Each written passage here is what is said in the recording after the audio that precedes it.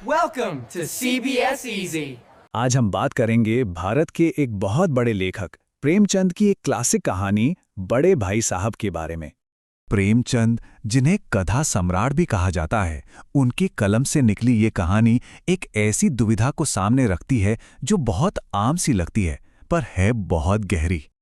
अच्छा, कभी ऐसा महसूस हुआ है कि बड़े भाई या बहन होने के नाते कितनी सारी जिम्मेदारियां आ जाती हैं, सारा बोझ कंधों पर? ये कहानी बस उसी एहसास से शुरू होती है जिससे हम में से कई लोग जुड़ पाएंगे। तो चलिए मिलते हैं कहानी के दो मुख्य किरदारों से। दो भाई जो रहते तो एक ही घर में हैं, पर उनकी दुनियाएं मानो दो अलग अलग ध्रुवों पर हों। अब यहां एक बात गौर करने वाली है। देखिए, उम्र में तो 5 साल का फर्क है, पर पढ़ाई में सिर्फ 3 क्लास का। ये कैसे हुआ? चलिए इसी गुत्थी को सुलझाते हैं। तो बात ये थी कि बड़े भाई साहब का मानना था कि पढ़ाई की नींव एकदम पक्की होनी चाहिए, और इस चक्कर में वो कभी-कभी एक ही क्लास में 2-2 3-3 साल लगा देते थे। और वहीं दूसरी तरफ थे छोटे भाई।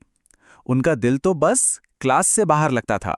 खेलकूद, दोस्तों के साथ मस्ती, बस यही उनकी दुनिया थी। तो बड़े भाई साहब का पूरा संसार किताबों से घिरा था, और वो चाहते थे कि उनका छोटा भाई भी इसी दबाव को महसूस करे, इसी बोझ को समझे। खासकर अंग्रेजी। अरे उनके लिए तो ये कोई हंसी खेल नहीं थी। वो कहते थे कि इसके लिए रात दिन एक करना पड़ता है, खून जलाना पड़ता है, तब जाकर ये मुश्किल सब्जेक्ट समझ में आता है।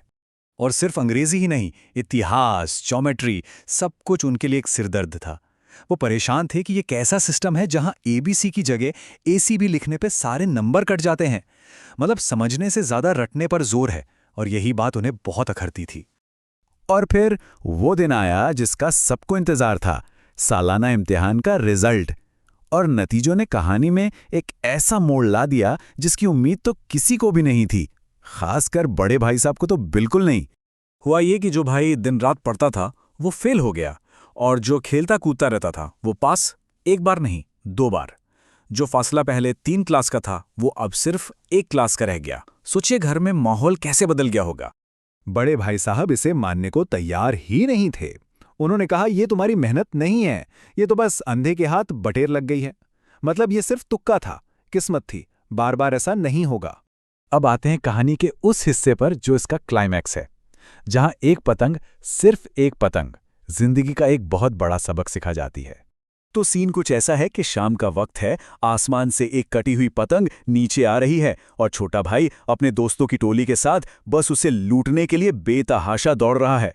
वो दुनिया जहान से बेखबर बस उस पल की मस्ती में डूबा हुआ है। और ये पतंग, जिसे कनकौवा भी कहा गया है, ये सिर्फ एक पतंग नहीं है, ये प्रतीक है आज़ादी का, बचपन की बेफिक्री का, ठीक उन चीज़ों का जिनके लिए बड़े भाई साहब हमेशा छोटे भाई को डांटते रहते थे। और ठीक तभी बड़े भाई साहब सामने आ जाते हैं। वो उसे पकड़कर एक जोरदार लेक्चर देते हैं। शर्म नहीं आती? अब 8वीं जमात में हो, आदमी को अपनी पोजीशन का तो कुछ ख्याल रखना चाहिए। छोटा भाई सहमा खड़ा है, लेक्चर सुन रहा है, और ठीक उसी वक्त वो पतंग उनके सिर के ऊपर से गुजरती है, और फिर जो होता है वो देखने लायक है। लंबे चौड़े बड़े भाई साहब सब कुछ भूलकर उछलते हैं, पतंग की डोर पकड़ते हैं और खुशी से हॉस्टल की तरफ भागने लगते हैं। उनका सारा ज्ञान, सारा उपदेश हवा हो जाता है। तो पॉइंट क्या है? पॉइंट यह है कि कहानी का सबसे बड़ा संदेश बिना कुछ कहे दे दिया गया। बड़े भाई साहब के हजारों शब्दों से ज्यादा वजन उनके उस एक एक्शन में था।